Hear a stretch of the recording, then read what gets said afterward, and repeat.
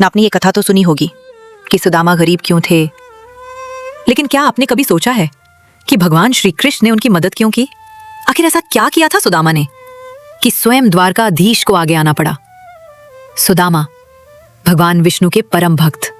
वो हर दिन अपने भोजन से पहले भगवान को भोग चढ़ाते, फिर ही पत्नी के साथ भोजन करते।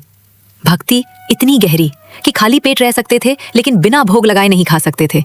एक दिन ऐसा आया जब घर में खाने को कुछ नहीं था। दोनों पति पत्नी भूखे ही सो गए। रात को सुदामा की नींद खुली और पहला ख्याल आया, भगवान को आज भोग नहीं चढ़ा। वो उठे, रसोई में ढूंढा, लेकिन कुछ भी नहीं था।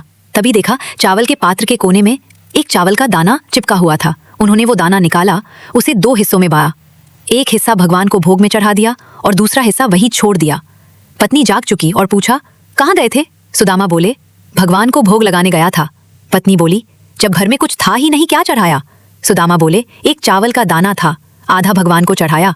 पत्नी ने कहा, पूरा क्यों नहीं चढ़ाया? सुदामा मुस्कुराए और बोले, आधा मेरा हिस्सा था, आधा तुम्हारा। मैं भगवान को वही दे सकता हूँ जो मेरा है, तुम्हारे हिस्से से भोग नहीं चढ़ा सकता। यही थी सुदामा की निश्चल और सच्ची भक्ति, और ऐसी भक्ति के सामने भगवान को भी झुकना पड़ता है। इसीलिए श्री कृष्ण ने उनकी सहायता की, क्योंकि सुदामा ने भूखे रहकर भी अपनी श्रद्धा नहीं छोड़ी। सच्ची भक्ति में बल होता है और भगवान भाव के भूखे होते हैं, भोग के नहीं।